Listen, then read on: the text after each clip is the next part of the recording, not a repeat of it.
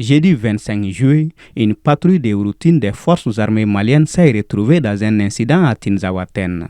Elle a été prise pour cible d'une attaque perpétrée par la cohorte internationale des terroristes qui a tenté un encerclement des femmes. Les combats se sont poursuivis le vendredi et samedi avec beaucoup d'intensité et entraînant d'énormes pertes en vie humaine et en matériel de part et d'autre. De ce dernier combat, il faut retenir trois choses. La dégradation drastique des conditions météorologiques avec des vents de sable violents. Deuxièmement, les appuis subséquents dans une alliance de circonstances avec les autres groupes terroristes de la sous-région.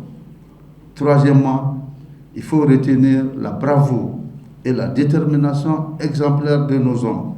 Cette opération d'envergure n'avait pas pour objectif d'aller conquérir Tinzaouaten afin de s'y installer comme cela a été le cas à Kidal selon le patron de l'information des armées. C'était plutôt une patrouille de routine qui s'est retrouvée dans cet incident dont la réaction des FAMA appuyée par l'aviation militaire a permis de repousser l'ennemi et de lui infliger de lourdes pertes en vie humaine et matérielle.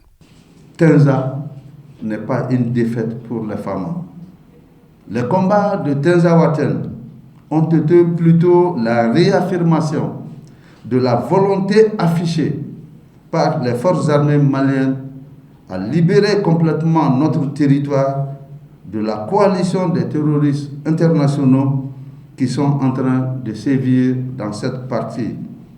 C'est aussi l'expression de notre détermination à aller sécuriser, protéger les populations partout où cela est nécessaire. Il ajoute que l'autre fait marquant à l'issue des combats de Tinzaouaten, c'est la manipulation des images de guerre pour des fins de propagande, complètement en porte-à-faux avec la Convention sur le traitement des prisonniers de guerre.